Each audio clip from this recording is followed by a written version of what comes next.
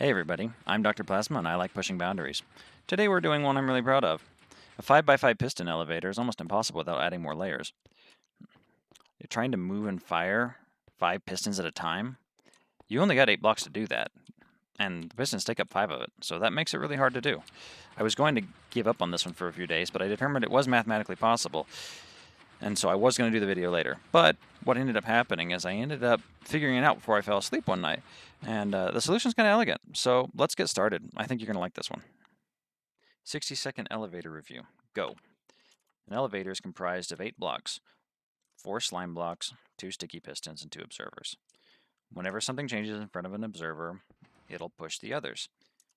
An observer will cause a sticky piston to push and not pull, like so.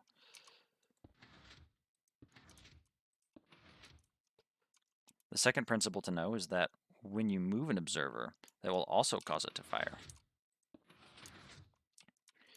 You're able to put up to 8 blocks on top of it because a piston can push 12 blocks.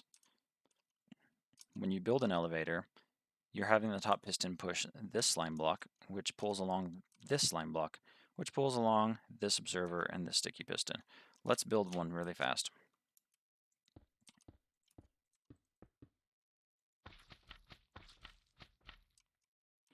The sticky pistons need to face away from the relative observers. Done. Isn't that neat? So let's look at a 5x5. This is what it looks like. It's pretty simple. Let's dissect it. So you have your slime block elevator, and you add some pistons on the right, like so. You've got an observer facing down. We add some pistons on the left that will use the already existing observer, and then you just have your slime and honey blocks. It's really that simple. So let's actually build one. So we'll start by placing the elevator and then building the rest of it around it. It's pretty simple. Put one here, put one here, and then all I've got to add is one here and one here, and then we're going to come out and back. We need to have a observer pasting down, and we'll place 3 around it. That's all you really have to do. Let's build something up here to stop it, so when we put it up here, we will be able to work on the top. The bottom side, we're going to need to touch both of these in order to prime it. And so what we need to do is we need to put pistons like so.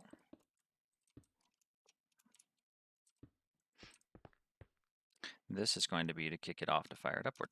And so we're going to put one right here. And we will connect those up like so.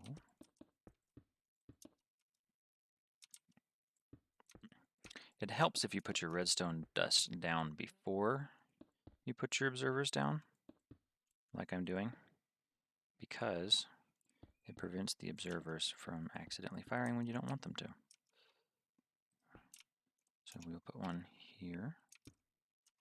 We'll put one. We need to put a repeater on this one,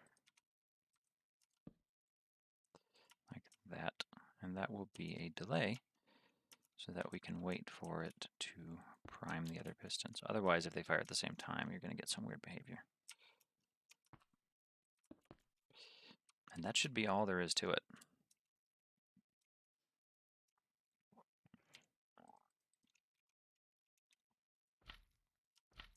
Let's go ahead and put the top on. And you will notice that as soon as I am done with this, I'm going to put another row on. And the reason is because we want to have each of them be 12. So that once we put the 5 blocks on top of each row, we want each of these to be 7. 5 and 7 is 12, so that it's easy to stop at the top, where just one touch will cause it to stop. So I'll put one here, one here, one here, one here, one here. And that'll do it. Think it works? Let's kick it off. I need a button.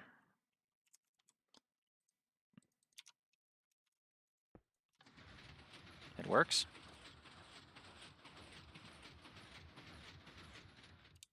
Now all we should have to do is make sure we have a clasp that lets go of it, and we will begin doing the top. I'll put it back up, and then we will get started. So first things first, let's take off the stopper, and let's go ahead and put a top on. This is going to be your decor layer. It can be any blocks you want, of course. And we will frame it with something like this.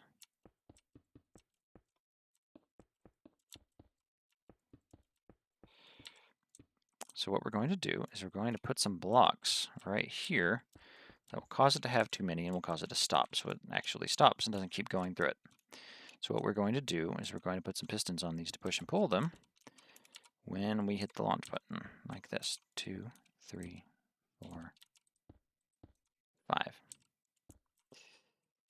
And we need to power those with pistons.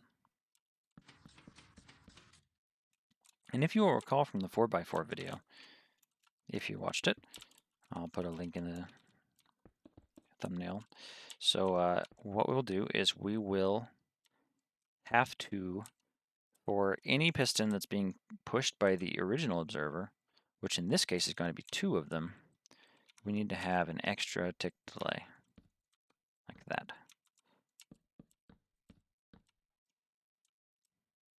All right, so now let's wire it up and get it working. We're going to put a piston here to say hello to it, and we are going to put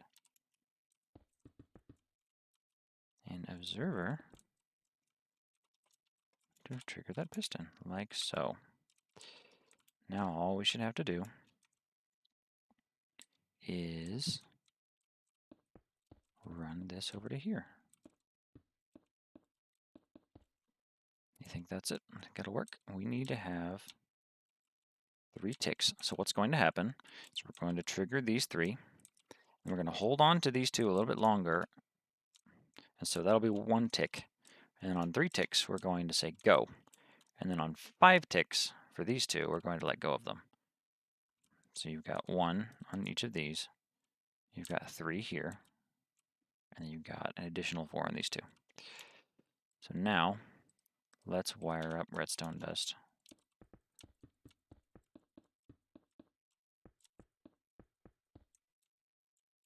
And test it. Ready? I recommend using a button that you're going to use up here when you're finished. We're going to move it in a second. When you're testing, don't use a lever to test something that you're going to eventually use for the button, because the nature of the ticks of it going on and off might cause it to have weird quirkiness. I like using stone buttons. It works.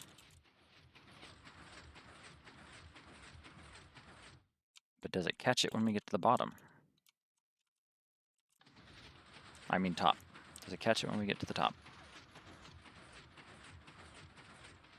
It does. So now you've got a working one. And so if you want to tidy it up and make it a little bit prettier, what you can do is you can put a button. Let's say we wanted to put the button right here. And we can run some redstone down like this.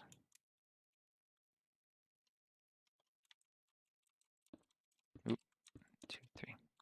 And that should be all you have to do. Make sure it can reach 1, 2, 3, 4, 5, 6, 7, 8, 9, 10, 11, 12, 13, 14. You're starting to be as far as that redstone dust can go, but it should still work. And so now, let's go down. And remember, you can surround things with terracotta. You don't have to use obsidian to not worry about slime dragging it. And so let's pick out a pretty terracotta. Glazed terracotta is not dragged. So if we were to use pink, we can go 2, 3, 4, 5, 2, 3, 4, 5, 6, 1, 2, 3, 4, 5, 6, 2, 3, 4, 5, 6. And if you're OCD and want to have the corners rotate, there you go. And so now you've got a platform.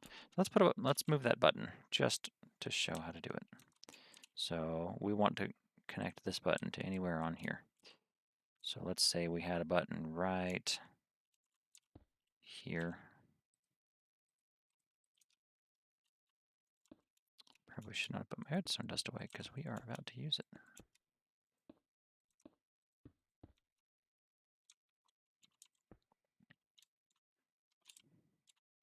1, 2, 3, 4, 5. Doesn't matter what color. 6, 7, 8, 9, 10, 11, 12, 13. Yep, less than 15. So it should work. So now all we have to do is we have a button. That's all we've got time for today. Thanks for watching. I hope this was helpful. Review the earlier part of the video if you need to, where I dissect it if you're looking for a reference. But now you have an easy way to do a 5x5 piston elevator. I've always wanted one of these. Hope this helped. Have a good day. Bye.